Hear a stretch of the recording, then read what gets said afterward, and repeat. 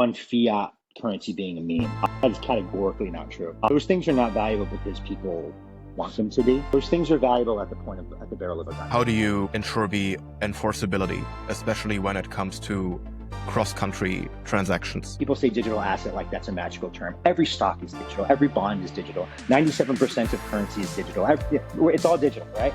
Just different database. Man used to go to war. Now they're designing new token Ponzi-nomics paradigms. That's what I mean when I say financial natural law. Like there are canons of basically human behavior and financial actions that have persisted over hundreds and hundreds of years. You have tokens, but there's no legal enforceable right to cash flows behind that. That still doesn't seem to have been solved around for also the last 3 to 4 years. Crypto on a blockchain can only do incentives. Enforcement is a physical construct that says you have to do it. Good morning and welcome to another episode of the Odyssey podcast. Today we are joined by Dmitry, who is also known as Back the Bunny on X and who is building Salutary.io. Do you want to give a brief intro to yourself? Sure. Yes. Dmitry, I've been in the crypto industry for maybe the last 3-ish years or so. Have a pretty strong finance background, used to work in the industry and, a whole bunch of like old economy type B2B sales stuff as well before I found this space. I've been aware of it for a while, but like really got into it in 2020. And yeah, I've been deep in this space over the last, we'll say like year and a half on the value accrual and sort of financial framework side on really not tokens. Tokens are just an application of this. Like it applies to equities, bonds, everything like that. I'm a very much a connective tissue base layer kind of guy on how I kind of address things. And you see that with Salutary and what we're doing with very concretely, enforceably, seriously, like making these tokens instruments of value and control. Like I don't mean in like some, we'll get into the mechanics, but like in a way that a private equity firm could own them, in a way an institution could own them is our focus. These are not toys. These are not games. These are actually like enforceable, recognizable instruments. They just happen to trade on the blockchain. Because an asset is an asset no matter where you stick it. So we turn the tokens into very serious assets. Nice. I mean, it's been a big problem around for the last 4 years, I guess, where people have been increasingly aware of the fact that, okay, you have tokens, but there's no legal enforceable right to cash flows behind that. Then there has been a discussion that still doesn't seem to have been solved around for also the last 3 to 4 years. It has become more prevalent. What actually makes tokens valuable? You have the whole narrative, okay, it's purely memetically driven. That is something you can apply to meme coins like Paper, Fort Coin, SPX, etc. Then you have the whole, okay, the product is good, which makes the coin valuable. You can, I guess, apply that to some of the DeFi coins that don't accrue any revenue, but which have a product that is widely used. Think about Uni, think about Aave. Pendle somehow fits into that as well. Then you have the whole, okay, product is good, and there are token buybacks or token burns, which we have recently seen with Hyperliquid. And then on the base layer of blockchains, we have the whole monetary premium arc that was, I think, more prominent in 2021, 2022, and has taken a little bit of a backseat. But I mean, Bitcoin is purely functioning off of that narrative, and ETH and Sol, I'd argue, to a large extent. So what specifically did you see in the industry that made you think, okay, something like Salutary is needed, and I am the one who's going to solve that problem? So, and you listed a bunch of different, it's important to note like what you just listed there. And I think this is a good thing to help people really reframe their understanding and get what they're talking about. Though everything you listed is a token, those are not all the same asset. Those are dramatically different assets. So for example, Sol and Uni, people look at that and say, well, those both trade on a blockchain. They're both tokens. Like those, no. One's a commodity. Sol is a commodity. Sol is a genuine commodity because you use it in the network to fuel. It's the gas of Solana. Actually has value accrual. I have no problem with gas tokens. They're legitimate commodity type assets. Uni is nothing. Like Uni is just literally nothing. Like, and I mean that like in a historical context. If you go back through financial history, which if you go to the Salutary website, you'll see we're very, very heavy on like deep financial history and like how asset classes and finances evolved over time. And what we've converged on as instruments of worth that everything else in the financial world is built upon. And this is like a true bottom up understanding. Like we're not looking at this as crypto guys talking about our crypto tokens and what the block, we're looking at crypto as finance. Remember, we're talking about finance here. This is a different paradigm for finance. What makes it a different paradigm for finance? Well, we used to have centralized ledgers. Now we have a decentralized ledger. It's just a different database. You just stick in the asset on a different database. Like we got to be like very brass tacks here on like what we're talking about to remove these platitudes and buzzwords that I feel infect and mess with people's minds. Then they think, oh, it's a token in a blockchain, so it's a whole new world. And we don't, let's discover, Columbus sailing the seas again. It's like, oh, wait, no. It's still finance. Just a different database. That's a better database. Don't get me wrong. Anyone can access this database, but you just stuck an asset, which they're all already digital. Everything's already digital. Like people say digital asset, like that's a magical term. Every stock is digital. Every bond is digital. 97% of currency is digital. It's all digital, right? Just a different database. So where you stick an asset doesn't like change its nature of why it's valuable. So Solana is an actual commodity. ETH is an actual commodity for their chains. Uni, again, like it is not anything. It's a suggestion token. And if you go back through financial history, there is no such thing as a valuable asset that just lets you suggest things. And I use the word suggest because it's not enforceable. A vote is enforceable, meaning, in TradFi terms, a Delaware court says you have to do it. You can't ignore Carl Icahn's proxy fights. That's a vote. That's a serious vote. When those guys go and like vote for board seats and like certain things to get passed, you got to do that. And by you have to do that, I mean, if you don't, someone sticks you in a box, all right? Like that you get punished. Like it's a physical enforcement making you abide by a vote. That's a vote. And crypto guys are very a little utopian and idealistic and dare I say a little naive on what constitutes a vote versus a suggestion. Uni gives suggestions. That's a suggestion token. There's nothing stopping the centralized ownership, which is very centralized of all these things, deeply centralized. These are companies masquerading as dApps. I don't know. They're companies. They're companies that don't want to use that terminology because it exposes them for what they are. Very centralized businesses that issue an asset that is not worth anything because it does literally nothing. So that's like the first thing we're really looking at here. Is like, why is this thing valuable? What does it do? Historically, there's three answers to that question. The asset must be one of these three things. And this applies to any derivative, anything you'll see in TradFi. It either needs to be a commodity, which means it's organically useful, which means it's innately, intrinsically useful, which means its utility is not dependent on a market price. That's a sure way to do like a commodity test is if that was marked at zero, would it still be useful? You can even say this thing about shoes, about a home, about cars, like those are still useful independent of their market price. That's a commodity, barrel of oil, things like that. Commodity like, products. Second is a form of credit or debt, which is really technically a cash flow swap. So when I say credit, I mean someone extends you a chunk of money, gives you a loan, you give them a stream of money back, right? Interest payments, maybe a balloon payment at the end, could be a zero coupon bond, and the interest just comes at the end. Cash flow swap is really what I mean when I say credit, but credit's an easier way to say it. And the third form is a claim on resources, or claim or control over resources, which is what equity is. Now, controls, you have a business that is very valuable, and the equity acts as an instrument of control over that company. That's why the equity is valuable. Otherwise, the equity has no reason to be worth anything if it doesn't actually affect control over the real valuable resource, which is the business. It's valuable because it generates cash flows. Simple, right? All of these things are very simple, by the way. Like there's no rocket science there. There's no esoteric, right? Like Byzantine mathematics, very basic core stuff.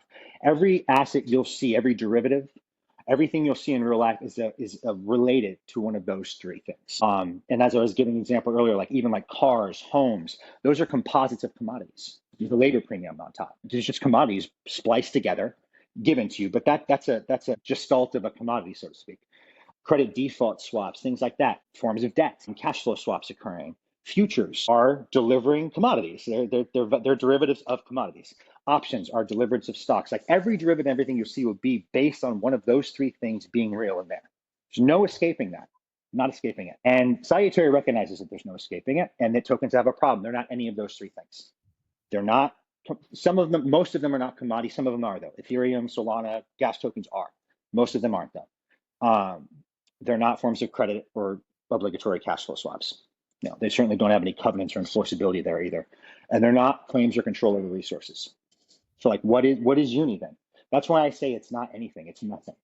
it fits into none of the canonical asset classes, and just saying token or saying digital asset doesn't magically bequeath like some we reinvented gravity and that doesn't need to apply. They're like, no, it has to be one of those three things. A token can be any one of those three things, though. It can take on the characteristics of commodity, credit, or equity, but it's got to be one of those three things. Salutary is very concretely and directly making it a control over resources. So you could say it's the equity type of value accrual, but we are doing so in a way that's compliant with securities laws. Like we're not stepping, we're aware of the security stuff. We are abiding by those terms and lines, and we have ways to make sure we issue these in a way that's consistent with that. But that's the bottom up approach through which we take this stuff, and that's really the ultimately. I guess I'll stop there. There's a lot of information there. You might have questions, but yeah. So long answer to your question, but it's important to set kind of that theme for it. Yeah, it's definitely a fresh wind in the industry where everybody's talking about, as you alluded to, these esoteric means of value accrual and new DeFi primitives or new capital market primitives everywhere, instead of just trying to look at, okay, what have we built in finance in the existing system? I mean, the underlying incentives have not changed much over the past 100 years. And what of that actually works? Coming back to your framework that you proposed of value accrual through being either a commodity or a credit debt instrument or an equity, where would you put assets like Bitcoin or the entire meme coin sector into? Speaking of Dogecoin, Pippa, Fartcoin, and the likes. Yeah, so Bitcoin, I mean, Bitcoin's a little unique because if we want to talk about like utility or what it does, it's very analogous to gold, and gold really doesn't like perform a function. Gold is just like, it doesn't actually have like much intrinsic use. It has some utility as a conductant, a heat conductant for electronics, but like that's not why it's priced at, I don't know, like 2,400 an ounce or whatever it is right now. So some things just slip, some things become like this Lindy store of value, and they just are. Like there's no way to really rationalize why gold is worth what it is from a performance standpoint. It's the only commodity that really fits that distinction. Or silver, platinum too, you could maybe say. Like some of the precious metals, like, and this is based on the concept of metalism, which has deep historical precedent for currencies. It was like the first thing that people were like, we understand the currency can't just be, we need something that humans can't create at will to keep us disciplined. What will we tether it to? Metals. So this metalism concept is deeply ingrained, like in us spiritually almost. Bitcoin tries to pull from that. So Bitcoin is unique in that way, because frankly, if it didn't have that, like I got there first thing, there's really nothing different between that and Dogecoin in terms of like what it does. But Bitcoin's network is much more secure. Obviously, it's extremely robust, but I mean like the function of the token itself. I could say it's a meme similar to how gold is a meme, but some of these things just become Lindy. But now going over, but that's very rare. That's extremely rare. I want to emphasize that. Like there's one gold, right? Like it's not like we're just minting up new, hey, this is valuable just because all the time type stuff typically. There's some things with art or what have you, you could say that, but again, that's a little bit of a different conversation. So like meme coins overall though, like they're literally just vapor. Like they're not anything. Like they're just things that emerge from the ether, and you can mint them at will. There's really no restraint on them. Some of them have like schedules enshrined in how they're issued, like Doge asymptotically, its inflation goes very, very low over time. But these things don't perform like a real function. So again, like I don't really know what you would bucket that as. It doesn't have like a formal designation or asset class, like something that you can assess on fundamentals. Anyway, so yeah, Bitcoin you could describe as a commodity the same way you describe gold as a commodity. It's a unique one. Bitcoin, gold, silver, those are like very special exceptions. But meme coins by and writ large are just, I don't know, they're trading instruments, they're gambling tools. I don't know what you call them otherwise, right? Like they're not an asset class from any fundamental perspective. No, I think that, I mean, personally, I'm somewhat of a proponent of financial absurdism, and I view kind of the means of value accrual similar to a political horseshoe theory, where you have at the bottom ends of the horseshoe, you have these sort of serious cults, which are gold, which are Bitcoin, and to some extent also are fiat currencies. And then you kind of make a loop over the business arc where you have the commodities like ETH and Solana, where you have these credit and debt instruments, where you have the equity instruments. I guess the equity-esque instruments, especially in more boring and established sectors, or probably at the peak of the horseshoe. And then you move down the spiral on the other end, where you go through tech stocks, which have some, equity-esque, but also a lot of mimetic premium, and then you sort of have the unserious cults, which are Dogecoin, Fortcoin, and all the meme coins in the crypto space. So building on top of your categorization, would you say that all the assets that fall into the commodity, credit, debt, and equity bucket have a objective or a fair value, whereas these rare assets which do not fall into these three buckets, which is Bitcoin, which is gold, and to some extent also fiat currencies, would you say that this is more mimetically agreed on value accrual and price discovery? So remember that question, because I want to interject on two statements you made. One, fiat currency being a meme. That is categorically not true. And people who like that, those things are not valuable because people want them to be. Those things are valuable at the barrel of a gun. Like, this is extremely important. Again, like the base layer type understanding of what we're talking about. Like, why is something worth anything? Like, really deep down, not like, oh, it's a vibe, man, because a printer can print it out. Like, no. It's valuable because the state you inhabit, which, you being a physical person, you must inhabit a state. Like, there's no getting around that. We don't live on our assets may be on blockchains, but we are atoms-based beings that must inhabit a state. You inhabit a state, you abide by rules of that state. Where do those rules come from? A parliamentary congressional body. How do they impose those rules? If you don't, they put you in a box. Okay, like, that's where taxation comes from, and you must tithe in the issuing currency. That is a forced bid at the barrel of a gun. It's extremely important. That goes back to like even settler times, where like the British would go to certain colonial areas and they'd have like hut taxes or taxes on certain property where they like, you need to tithe X amount of crowns or whatever, or else what? Or we'll burn your hut down. Now you want our currency, don't you? The same thing here. Every single business in the country must pay taxes in that currency. Unsurprisingly, they all accept the currency for payment for their services. The US dollar is functionally a claim on the resources of the United States. And it's a claim on the resources of the United States because the United States forces the companies and inhabitants to pay in it. That is not a meme. That is deeply serious. Fiat currencies are not going away because violence and physicality is not going away. That is natural law of the jungle. Like, just because we invented decentralized databases does not mean we levitate when we walk. And yeah, the war and imposition of rules and laws are a thing so long as we are corporeal beings. We are atoms-based beings. We don't live on blockchains. Our assets do, but we don't. So that's where fiat currency comes from, and that's where that value will come from. If the United States stopped accepting taxation payments in that dollar, that'd be very bad. The dollar, what are we doing with this for? Why would we use this instrument? The same for any country, by the way. Taxation is a necessary but not sufficient condition for your currency to have value. It's not sufficient because you can obviously be a very poor state. You can be Zimbabwe and totally screw it up. Just because you accept it doesn't mean it's valuable, but it must be there for it to be valuable. So like, it's important recalibration here on like the way Salutary and the way I are approaching all of this stuff is deep connective tissue. Another thing you mentioned, the tech stock being made. Tech stocks, there's no differentiation from a contractual standpoint, a legal standpoint, between a tech stock or like Walmart. Like, these are the same instrument. There's not a difference there in terms of what they do, how they do it, the mechanism through how you impose your will, how you can change the board, how you can vote people out, how dividends can be paid. Same instrument. I write about the difference between those pretty extensively, actually. Like, there's a difference on tech stocks in terms of they have less book value.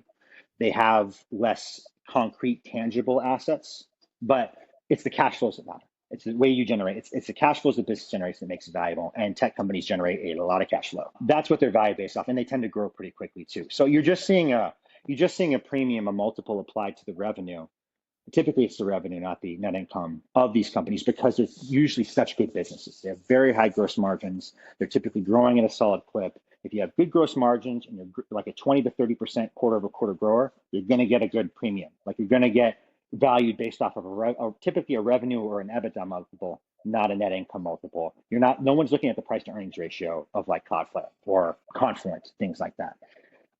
It's the top line that usually gets the revenue multiple. So like, not memes. Like, again, no, those all are enforceable and effect control the same as Berkshire Hathaway does. and all enforceable at the barrel of a gun. Like, tying back down that Delaware court or whatever country you're in, isn't it? They all have the same framework. The UK through the Cadbury Code, Germans have it. I don't know, I forget what their code is called, but they also have a pretty strong board culture that's a little different from ours, but still there. So this is the thing that like crypto that I feel is why this industry struggles so much with. Why aren't our tokens tracking fundamentals? Why aren't they doing anything? Like what's going on? It's like it's the same kind of question of being confused why your leg isn't extending if you're missing a tendon. Why isn't your leg? Well, you're missing a tendon, man. Like of course your leg's not extending. You can build up the muscle as much as you want. If there's no tendon between my knee and this, my leg will not extend. And we're just like, well, let's get the muscle bigger and bigger and bigger. Like, well, let's exercise more. Let's like fixed attendance. Like if there's no connective tissue, it doesn't work. It just doesn't. And you can have the degree of confidence that you're hearing from me by simply going. I mean, you hear the level that I'm assessing these things at, right? And we're going back like to the 1600s and through history here. I am not like referencing I'm not referencing crypto stuff. Crypto's very nascent. It's extremely juvenile. It is speed running. It's rediscovering these axiomatic truths. That's what Salutary encapsulates. If you go to the website, you will see the history that I'm referring to. It is all documented on there. When thinking about the means of value accrual that we discussed previously, where you introduced your framework of the three means of being a commodity or a credit debt instrument or an equity instrument, where does Salutary fit into that stack? What vacuum is it filling? And how do you ensure the enforceability, especially when it comes to cross-country transactions? Good question. There's like 3 questions embedded in that, and I want to make sure you hit all of them. So I'm bringing up a note app here, being slow. I'll answer the first one on what we're addressing. So by the way, welcome back. We had technical issues and now we've returned. So that's the different environment, so to speak. So as I mentioned before, the 3 core asset classes that everything else is fundamentally predicated upon. So what is Salutary doing? How are we addressing that? So we are fulfilling the claim on resources, the control over resources one.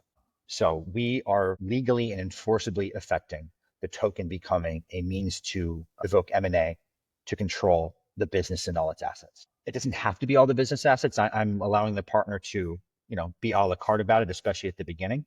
It can be individual assets as well. It can be pieces of intellectual property. One of my committed partners is a film. It's just one piece of IP. A couple of them are small businesses, like an energy credit company, energy trading company, and one of them is an LA film and music studio. So this model applies to any asset that is owned by someone where you want the token to become a legal means to control that. So we're fulfilling that one, which equity also fulfills, but in a different way. Like we are modifying how we do that in a manner just to maintain securities compliance, honestly, but also in a manner to fulfill, frankly, the thing that really matters and that actually makes the value accrue. It is the ability to effectively and legally control the underlying assets. And there's a lot of Delaware court precedents and M&A precedents that the website is filled with that you can review and look to. Like, this is not a meme. Stocks are not a meme.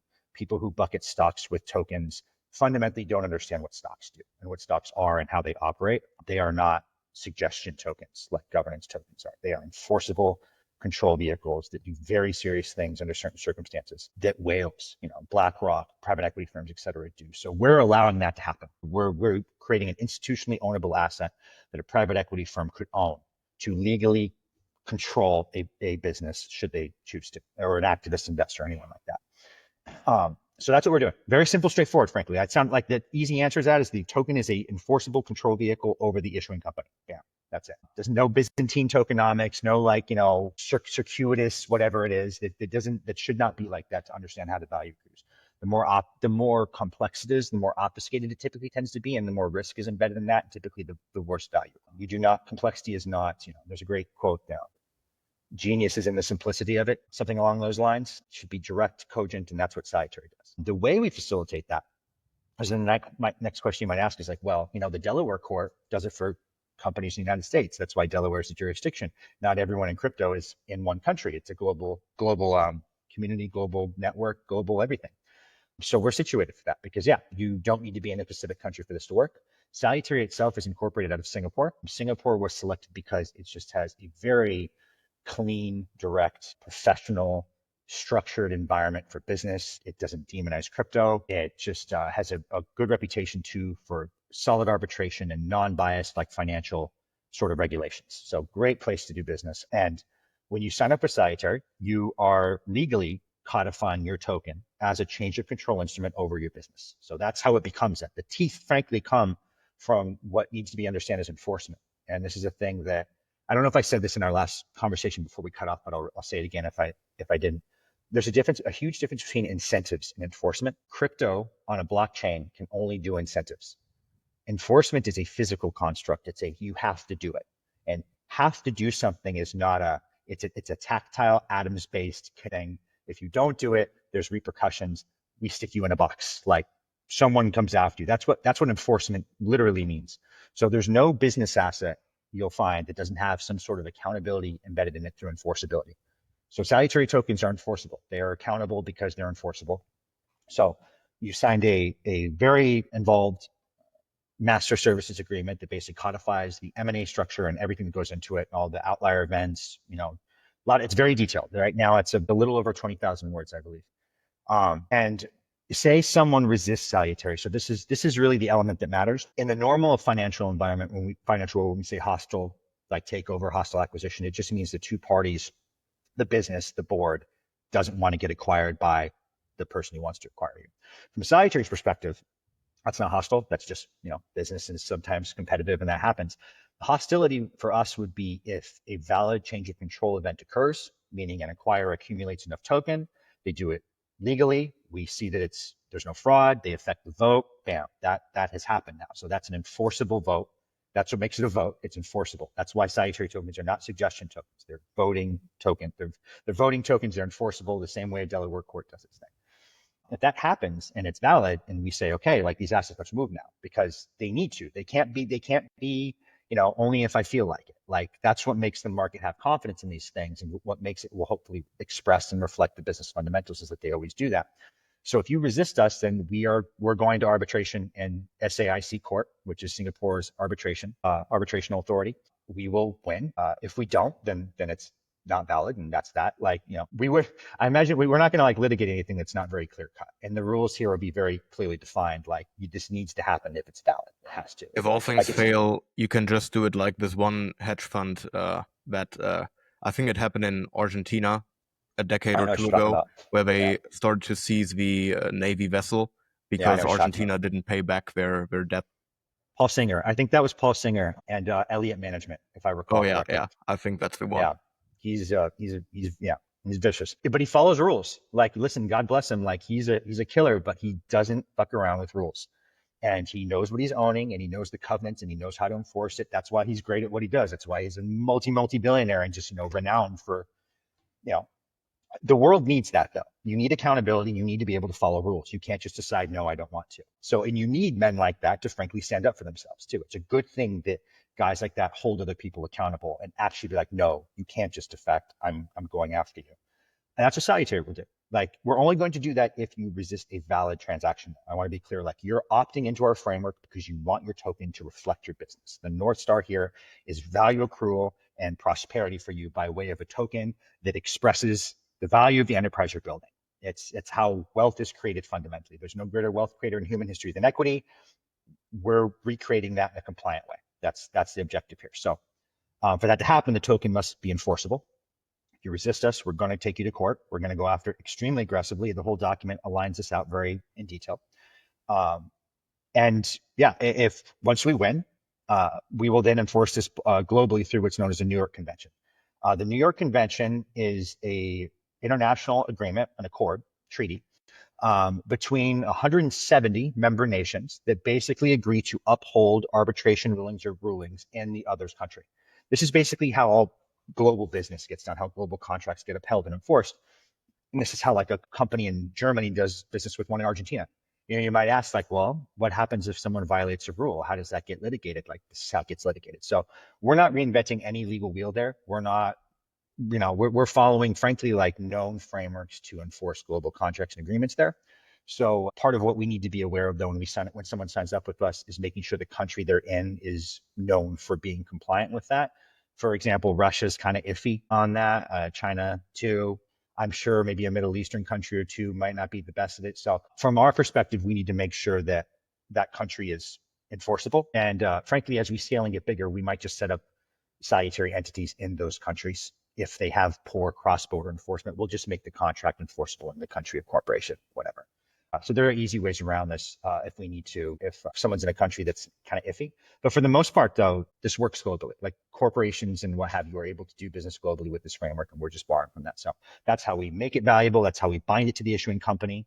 We're fulfilling one of the three core pillars of value accrual through the change of control and ownership mechanism. And then we enforce it globally through the New York Convention. Previously, we went a little bit into whether crypto actually introduces new paradigms or if it's just repeating the primitives of finance that are already existing and speedrunning its history. And you also have a pretty extensive essay series on that, if I remember correctly. Yeah. Given Totally. how Salutary fits into this, would you say that until now, blockchains have introduced any new primitives, or is it just a better database? They've introduced new primitives, but there's a difference between a primitive and an asset class. So again, I'm looking at it at I'd say a deeper base layer of, with an investor mindset. This is not a trading mentality of how do we manipulate a number. Whereas all the tokenomic schemes, all the games I see with even buybacks, with all this stuff, it's like, how do we manipulate this number to keep it higher? That is intensive. That involves dumping resources into something that is looking at it from not a financial lens, frankly. It's looking at it through like a programmer or something like that. I look at it through the lens of like investing. So, but yeah, like things like flash loans, staking, certain, I'm forgetting ones off the top of my head, but those are great primitives. Like those are great examples though of like, you're not reinventing a wheel, you're just making it better. So for example, a flash loan is just a loan. Like credit exists, right? Like that's not a new concept, but doing it in such a massive amount for such a short period of time is. Like that's a great example of like how DeFi does let you do new creative things, but within an established framework of like financial natural law. Loans are valid things, and as long as that's there functionally, you're fulfilling like a valid use of an asset class, and then you're doing it in a creative, cool way. The composability of assets too across different chains, I would say, is a DeFi benefit. And one that you can see here that kind of speaks, I think, to what you're asking is that historically, there's the three core asset classes I mentioned. The asset's only been one of the three. I'm not aware of anyone that's ever been a hybrid before. You could have a hybrid of that in DeFi. So for example, like a gas token is a legitimate commodity. I think I went over that in the last, before we lost connection. There's nothing though stopping you from also making a gas token be a salutary token in the change of control. That's two forms of value accrual. I'm not aware of anything like that ever existing before where something's an actual commodity and a change of control vehicle over an issuing company. That's kind of interesting. So that's a new like way, a primitive or hybrid kind of thing that crypto Just to introduces. But I want to think emphasize about it's still following the rules of the three though. It's still doing one of the three, but you can be two. There's no rule against being more than one, but you got to be at least one. just to have a fictional comparison on the hybrid token, would that, for example, be equivalent to paying for AWS servers in Amazon stock in TradFi? Would that be something that would resemble the likes of Ethereum or Solana if they were to go through a framework like Salutary's? Yeah, I would say so. That's a reasonable way to put it. Like if, a commodity is something that lets you access like a valuable resource or is valuable in and of itself because of its utility it provides. So if Amazon and AWS is a very useful service, if they allowed their stock to act like gas to consume AWS, and the stock was also a change of control vehicle, which it is already over Amazon, yeah, you could do that. That's just no one's ever done that before. I guess you don't need crypto to do that. You could do that without it, but it would be a pain. The crypto would really streamline something like that though. So yeah, and your example that you just laid out, like if the Ethereum Foundation, or I don't know if the Ethereum Foundation could actually do that. I think it's too far decentralized, but maybe one that's more centralized, like Arbitrum or something, or any of the L2s, frankly, they could do that. The token would have to be a gas token though too, which most of them are not. Actually, I don't think any of them are. So, but if you do both of those things, you can have two forms of value accrual. That's interesting. I have no idea how you should value that. It should be just through this accretive mindset though, worth more than just one of them. If you're combining both, like that has to be accretive in some way, but I don't know, it makes a gestalt of some kind, but I'm not sure to what extent.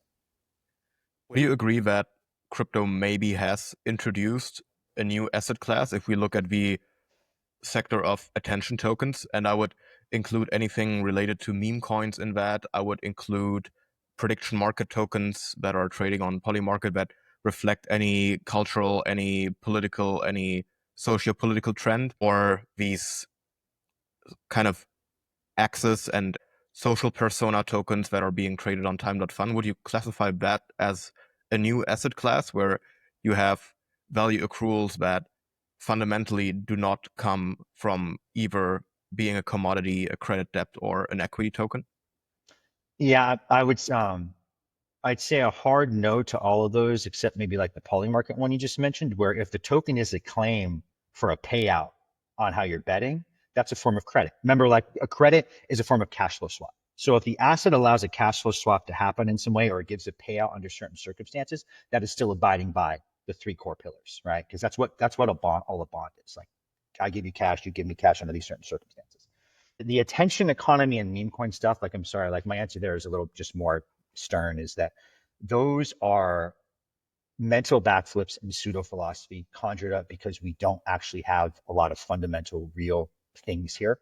We have gas tokens, which are legitimate assets, but beyond that, I can't think of. I don't know what the other tokens even are. Right? They're kind of nothing. They're like these suggestion vibe things, and because suggestion vibes are pretty much most of what we have, we've then come up with this sort of cope where it's like, oh, but now it's just how much you tweet about it and the vibes of the meme. That's not value accrual. That's gambling. Like that's just jumping around and moving in and out of stuff. If you want to be really generous, maybe you can comp it to, art doesn't have, I think I touched on this before we broke up last time too. Art doesn't have cash flows to it, right? It is valuable in this odd sort of consensus way that usually grows over time that people converge on.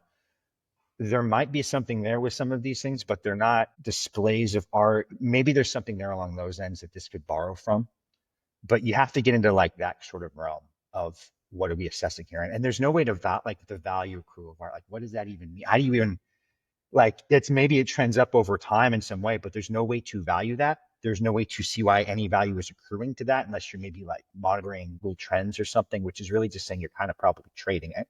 You're looking in front of consensus and sentiment and getting in and getting out. So that's not value accrual from any fundamental standpoint. There's no cash flows being accumulated there. There's no utility in that the thing lets you provides an actual service in it, some way that is valuable. If they started doing that, I suppose it could become that. But you got to do one of those three things. If you're not, you're probably just gambling. And with the attention economy, attention stuff, like that's really just a more flattering way to say round robin sort of pumponomics, where you got to make it really visible. You do the KOL marketing stuff, all the it goes up and then it falls back down. Like it's a more flowery, florid way of really talking about this passing stuff around in a circle based off vibes that we're already doing. Um, I don't have any issues with meme coins in and of themselves. Just, I mean, it's not something you can have an issue with. What are you going to do? Scream into the void about them? Even if you did, like they're not going away. But it's very misleading to people and delusional to act like these are things accruing value in any kind of financial concrete way. They're not. They're mostly just trading beans people pass around, and you know, we need to be very clear about delineating between why those things have a price and why a stock has a price. Those are very different things. So anyway, yeah, that's my answer on that. Yeah, no, I agree that there is no concrete value to it. I think you can make the case for abstract forms of value accrual because it fits into the state of the world right now pretty well. Over the last decades, we have moved more and more towards postmodernism, post-singular truth, post-rationalism. And in some sense, Yeah. I mean, I moved to Berlin around half a year ago. And if I just look around what types of jobs people have, like what they are doing day to day, this city is not able to survive on its own. Everybody's working a complete bullshit job. If you are really honest about the world economy and also about some parts of the valuation ascribed to some of the most valuable companies, there's a lot of vaporware. If we had an actual economic cleansing, what should have happened in 2008 and 2009 and didn't happen. What should have happened in 2020, but what didn't happen because central banks decided to bail everybody out and governments inflated the money supply. Then you can bury half of the global economy on a sanctuary because it's not producing any fundamental value. You could even go into any of these structures and say, yeah, you are important as a little role within the structure. Think about accountants, think about legal, think about HR people, but they're not producing anything. Then you could extend the same thing about onto government employees. They're not producing anything. They're not creating anything. They just redistribute. And we have probably come to a stage in the entire world where you cannot justify everything that is being ascribed value with a concrete number anymore.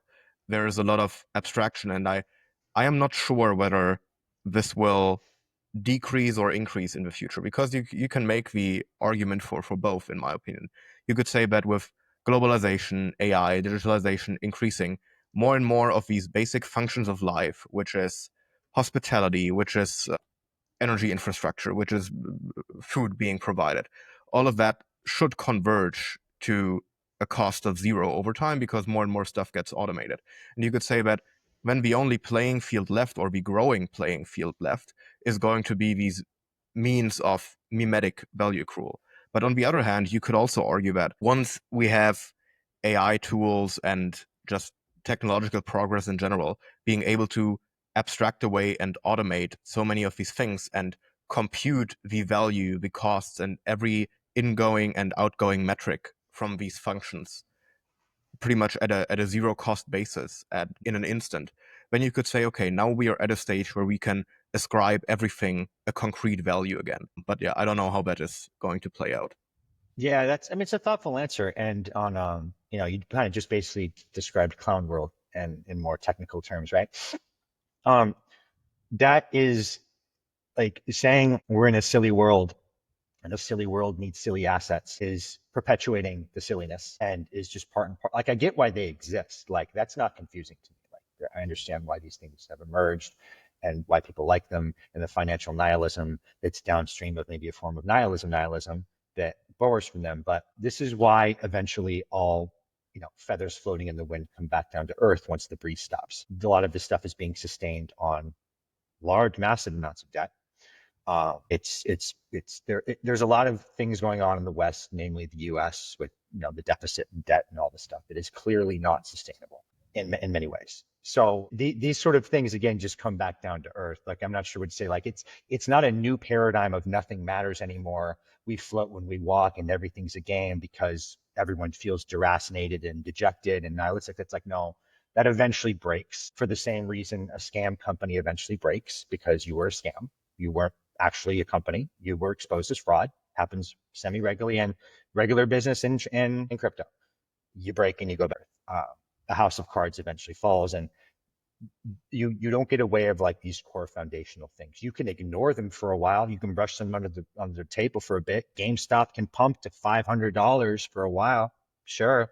Like, you can get manipulations. You can get, I'm sure in the Netherlands in 1700 or something, or like tulips, man. Like, listen, like the value, how are we going to judge stocks anymore? Look at these things. It's like, these are not new phenomena.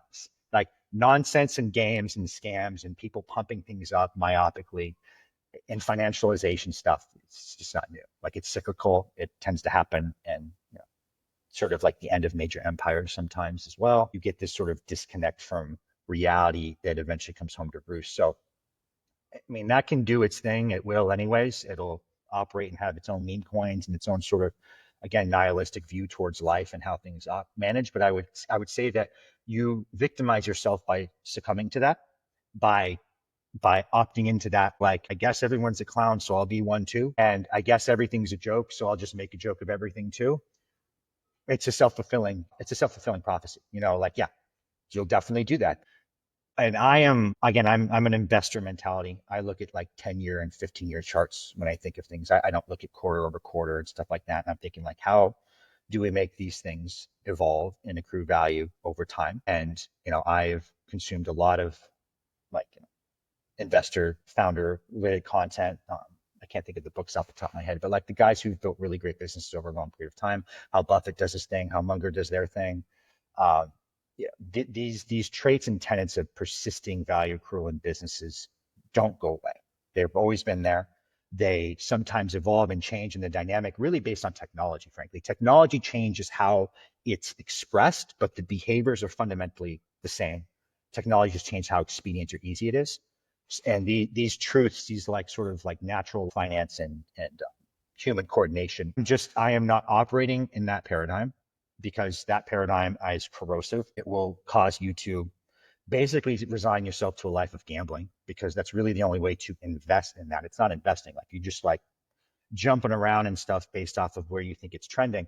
And to the comment you made about like companies being like that, it's like, again, GameStop is a better example than say like Amazon or Nvidia at multiple trillion. I mean, that was clearly nonsense. That was just some mechanical thing that happened because the short volume was too high and people got really enamored with it and it went right back down to earth. The FANG companies and the major big tech ones, like these are amazing businesses. Like these are like they generate massive sums of cash flows. They are in businesses that will probably have a moat and be valuable for a very long time. NVIDIA especially. It's why NVIDIA's been NVIDIA.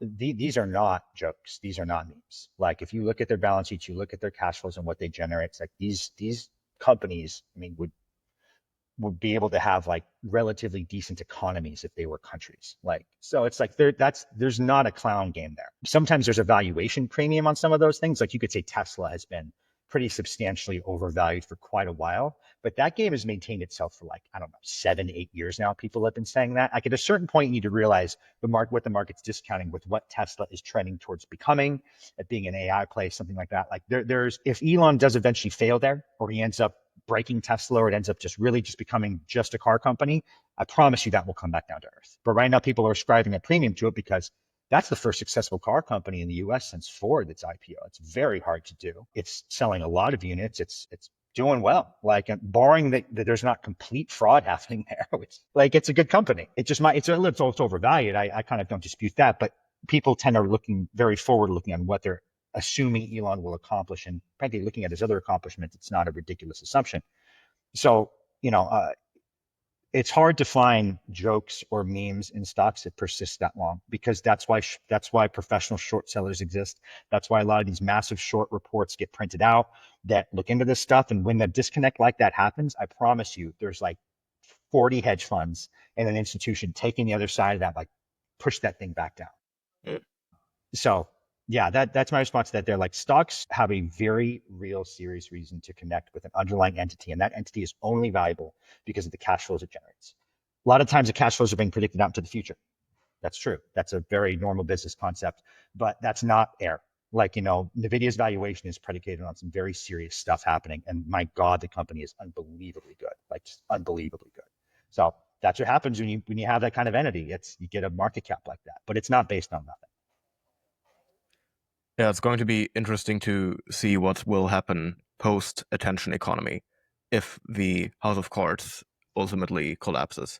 I mean, I don't think that either one of us is one of these doom posters perpetually, but I mean, every system, every paradigm kind of comes to an end. So it would be naive to assume it's not gonna happen this time. Yeah, exactly. It's unsustainable and it's not based on anything concrete.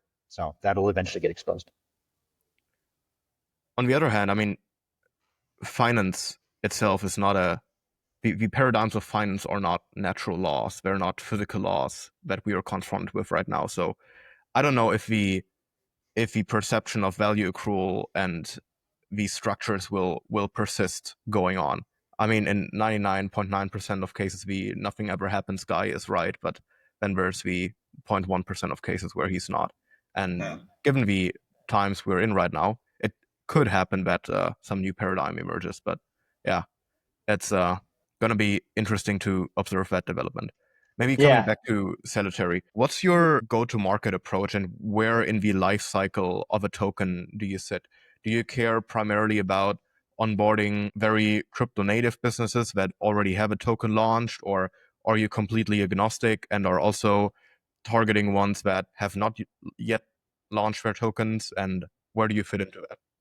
Yeah. So I want to clarify too when I say financial natural law.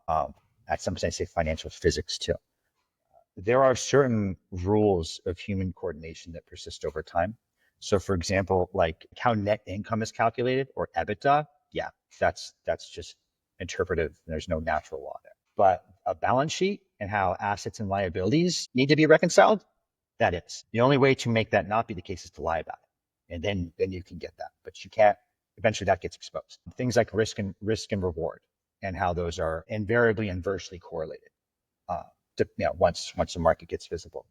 So the cash flows and gross margins and your unit economics, like in those, the more positive those are, the more performative the business is and the more successful it is. That is as much a canonical axiomatic law of running a company and corporation as anything. It's like the only way to distort that is if you get an external party funneling money into you, maybe a government, maybe something illicitly, but you're still getting cash put into you. Like you can't get around that. So like that's what I mean when I say financial natural law. Like there are canons of basically human behavior and financial actions that have persisted over hundreds and hundreds of years since like the first creation of stock that have shown themselves to be true, and that like the three core asset classes I mentioned, like those have persisted over hundreds of years now and have been stalwarts that keep working. There's information in that. The way balance sheets are reconciled and automated, like the account ledger systems, that came to be first by the Chinese, I believe, and like I'm doing an essay on this right now. I forget the year. It's so old, I forgot the year, like 1400, 1500, something like that. Like the concept of like dual ledger accounting is ancient, basically. So it's like, that's what I mean by natural law. Like that is a structural thing of reconciling numbers, and it's basically math with dollar signs on it, of how these things work. So that's what we're aligning ourselves with, like things that are Lindy, that have shown that persist over time as forms of human coordination, managing and growing viable businesses and enterprises. So like those are fixed. Those don't change. Like those get maybe ignored at your own peril long enough until you're made to care about them again. Or again, you can just commit fraud and do that, but eventually that gets taken down too. So it's like, if you don't align yourself with these like core tenets of like financial physics, like how the blood must flow to sustain yourself longer term, you eventually will die. You eventually will get taken out and undone by that. So that's what I mean by that. I'm being like very, uh, you know, over time, these sort of behaviors, not like how net income is calculated, which I know can be gained very easily. Sorry, now what was the side to your question again? Yes, what types of businesses you're targeting and where in the token lifecycle you usually are? All of them, any of them. Salutary overlays onto any company with token or without token. We released a couple of weeks ago guidelines on how to manage your token if it doesn't exist or if it already exists. An emphasis on guidelines. We don't tell partners how to manage their business or token, but yeah, there's some considerations they want to factor in, because when Salutary connects with you, your token becomes a very serious asset. There's no such thing as a fair launch of a valuable business asset, right? Like, I don't know if I said this last time. No company fair launches their debt or their equity because it's valuable. Like they know it's valuable, so they don't just hand it out. So once Salutary overlays on that thing, it has very concrete reasons to be worth something. So you should allocate it in a way that aligns with that. But if you already have a token out there, we can help you do a rights offering that basically recapitalizes yourself in a way. You can clean up your cap table. You can reconfigure the way your tokens are distributed by just doing a rights offering. So, X amount of tokens gives you Y amount of Salutary tokens. It'll probably be fractional because people will likely want to reduce the amount of their token outstanding once it becomes a enforceable M&A vehicle. And I've been telling partners too, like, don't get caught up in nominal figures. Like if you have 10 tokens of the previous one that don't do anything, and then you get one Salutary token for that, people get caught up on like, well, I had 10, now I have one. It's like, actually, if you had 10 units of vapor, now you get 1 unit of gold. Which unit would you rather have, right? So like what the asset does is what matters, not how many nominal figures you have of it. So they can do a rights offering, recalibrating what that current ownership looks like. They can do it for equity holders as well. To be frank, you probably should not have equity with Salutary. Salutary will completely undermine the equity. We will exert jurisdiction over it for control. We have to. Like, it's an unsolvable problem for that. Like, you can have equity, but it will be significantly vitiated if you use Salutary. We will definitely make it not as valuable. So that's, partners are going to have to you have to pay. Like you can either have token or equity. You can't have two instruments that equally represent the value of your company. That just doesn't exist. That's not a thing. It's like having your cake and eating it too. So I encourage them to pick token, and the equity holders will not get shafted. They can get converted into the Salutary token at whatever ratio the partner decides to do. So if you had X% of equity, you can get converted to X% of Salutary token. It's totally up to them. We don't tell them how to do that, but it's their discretion. They can convect that. And if you don't already have a token, then you're starting from square one anyway. So allocate accordingly. Allocate understanding you have a very valuable asset, and you probably want to use it the way companies use their stock. Companies don't just hand out their stock. They don't use their stock as marketing initiatives. They use their stocks to pay employees, stock-based compensation. They use their equity to fundraise because it's a very valuable instrument and they want to collect capital to grow that business. They use it for stuff like that. So you're welcome to use it for airdrops and giveaways if you want, but I would recommend that you don't copy what other people are doing, because they have a vapor token and you have a serious token. Like, you shouldn't be mimicking the behavior of the unserious asset when you have a serious asset. Like, you should get out of the DeFi paradigm of like how everyone else does it, because everyone else doesn't have this asset. You should look at the business paradigm of like, how does a company manage this? Where do you foresee the Salutary tokens to be traded on? Are you going for a very crypto native approach, just bootstrap pools on AMM dexes? Or are you looking to launch them, for example, on Hyperliquid? And where do you see the whole equities and asset trading landscape move over time? TBD on that. They can technically trade anywhere. That doesn't change the nature of what they are, why they're valuable. It's kind of a cool crypto primitive in a way, like it can go on different databases and still valuable. Still does the same thing. For actual change of control events for votes, it will have to happen on one chain. I'm not sure what that'll be yet.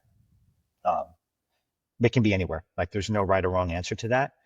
And liquidity wise, again, we will probably offer a token launch pad of some kind, just to help people if they want to issue it from scratch. It's just all in one, convenient. I'm loath to call it a launch pad because those just, they tend to not be that serious. Like, we'll help you basically. I also don't want to use the term IPO because that's, again, these are not securities, but like you're offering your initial change of control, the initial token out to the world. We'll help you do that. Where it trades though, yeah, we need to something we need to think on and work on. I'm open to partnerships and people who want to collaborate. And if someone wants to set something up where they're the official vendor or liquidity provider of Salutary, sure, we can go to Hyperliquid. Yeah, I'm flexible there. So, but that's TBD. Nothing set in stone there. Very nice. Do you have any final outlook, any final advice you want to give to builders in crypto or to company builders that are trying to launch a new equity model? Any last words? I would say kind of maybe helping people frame Salutary more, because I get a fair amount of people DMing me about like something, Superstate, I think, is one of them. It's doing like a on-chain equity, and everyone who's doing something close to what we're doing, I think, is doing it in a very unremarkable, uninteresting way. I think they're doing it in just a really conventional, off-the-shelf way of, here's equity. We want to put the equity on a different database. Here's a wrapper for that. Stick it on a blockchain. There you go. It's like, okay. Don't get me wrong. It's better than what's being done currently. Like right now, the tokens are just nothing. And in that instance, the tokens are something. But the token is not the native vehicle of control. The token is a wrapper around equity that probably is housed at a brokerage somewhere, custody, at the mercy of someone else on some sort of TradFi rails. With Salutary, the token is the native instrument of control. The token itself is the thing. It's the thing of value. It's the change of control instrument. And we are the only ones doing this from like a genuine, I'm loath to say first principles because it's such a bastardized term, but like a genuine first principles. New first principles, not new but like, primitive. look at the white paper though. Like, that's first principles. You can't get more first principles than that. Like, it's just like seriously like base layer core. We're not asking about what tokens do. We're asking like stocks do at their absolute core layer is what we're looking at here. And I mean, no one else has given this answer before that I've ever seen. I've never seen anyone provide what's in that white paper before. So that is like genuine, a novel approach to something. It is not reinventing a wheel. We're fundamentally abiding by all the rules of finance that already exist and have proven to work and be true. And we are adapting that and bringing that on chain in DeFi. So it's like, I don't see anyone else doing that. I think that's a massive competitive advantage for us. It allows us to move much more quicker from a lot of regulatory angles too, while still being compliant. We have a lot of angles to maintain compliance for people who want to be more risk adverse on the security side or what have you. Just, feel free. We have options available to us to make sure, even like a big company or someone who's more like, oh, I don't want to make sure I don't step on any toes here with securities. Well, we can do that. We can do offerings that are compliant with that. And I would just encourage people overall when they're assessing something. One essay I've written that's got a lot of positive feedback is the value of a token is what it does. And it breaks down the 3 core asset classes I discussed. Always keep that in mind when you're looking at these things. What does it do? How does it do it? And under what circumstances does it have to do it? Like, those are really the only questions you need to ask. You don't need these Byzantine, labyrinthine, tokenomics things that guys just do because they probably don't come from finance and they're just like, think everything's a math problem. Like, you don't need to play the sophistication game. It's elegant. It should be elegantly simple. It should be straightforward. It should be something your reasonably smart 10-year-old brother should be able to understand. And always ask, what does it do? How does it do it? And do you have to do it, or are you just incentivized to do it? Those are very different questions. And look at that when you're assessing like the fundamentals of something and if it's investable. Because those must be met if it's actually investable from a business standpoint over a longer term. And if you're looking at things more than like a year or two out to the future, that's the lens through which you're going to have to see stuff. So that's an investor mindset. And there's a lot of traders in this industry that, fundamentally just are looking at sentiment and memes and online trends. Try to get away from that and start looking at balance sheets and cash flows and why those matter. And then really looking at why the token is relevant to that. One last example, then I'll stop. A couple people shared with me like Morpho recently apparently promised through like a business structure to never issue equity. We only have a token and we're not going to issue equity. And here's the proof that we're never going to issue equity. I'm like, okay, that is a step in the right direction. That's definitely a positive step. But I didn't see anywhere, this was like maybe 2 weeks ago, there was nothing in there about what the token did. It was just, we won't have equity. The absence of equity does not make the token valuable. That does not just magically happen. You can't just remove the equity, now the token's worth something. No, the token needs to have connective tissue binding itself to that entity. It needs to do something. It has to do something. The value of a token is what it does. Not the value of a token is there's no equity behind it. Like, no, it still has to do something. So that's a good step in the right direction, but it's a necessary but not sufficient answer. And you need to press on like this. Like, what does it do? How does it do it? And do you have to do it? Or is you just, maybe you'll do it if you feel like it? No, ask that stuff. Because if it's not a commodity, those are relevant questions and you need to be aware of them before you buy anything if you're intending on investing in it. Man used to go to war. Now we're designing new token Ponzi-nomics paradigms. It was an absolute pleasure. Great episode. I think Salutary is one of the most exciting projects out there because it's despite it's not really reinventing anything new, it's very out of the box compared to what else is being built in crypto right now. Where can people learn more? Where can people find you? Yeah, I really appreciate that. Thank you. And I appreciate the convo and the interest. I always, I know I come off very forceful, and frankly, I am, but like I like people being inquisitive and asking. It's a pleasure always talking about this stuff. I love all the conversations I've had. Like, Salutary has a valence that has attracted a ton of like serious dudes that like resonate with this message, that get it, and they like naturally want to help. They're into it. They're sending me referrals. It's just such a good feeling. And I really want to make sure everyone gets rewarded from that, and just build like a community of adults. Maybe through a Salutary airdrop. Yeah, some kind of referral or thing. We're not going to do an airdrop, but like I do want to do something that rewards productive, valuable behavior. Aligning incentives, like you helped me, I'm going to help you. Like that's the whole thing of Salutary, is aligned incentives towards positive behavior. So absolutely that'll happen. And so where you can find me is salutary.io is our website. It has all of our core documents right now are listed on there. There will be more to come soon. There's a ton of financial history on that site that speaks to what I described here. Not as involved as I often do with these calls, but the financial history behind dividends and how they've evolved, behind stocks and how they affect their control, behind activist investing, behind a history since how far back do I go? Since the 70s, behind how board and corporate governance has evolved for companies over time. That's all on the site. The history of auditing is also there too. So like we're really, really like looking at like the natural patterns of human behavior that have emerged over time here. taking what has worked and bringing that to this in a streamlined, effective, clean way. And you'll see that all in sight. People tend to really enjoy it.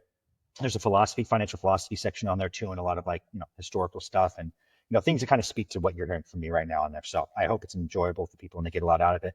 And then you can follow me on Twitter at Back the Bunny. You can also follow me on Substack and subscribe at thedosage.substack.com. That's more than just finance. I talk about a lot of things on there and on Twitter. So, but the website will always be very Salutary focused. And if you have any questions, curiosity, just want to reach out, I am always available. You can DM me on Telegram at the same handle, Back the Bunny, email as well, all that good stuff. So I encourage you to say hi. We'll put all the links in the podcast description, and I can highly recommend checking out your blog. Thank It was you. great having you on. My pleasure, man. Take care.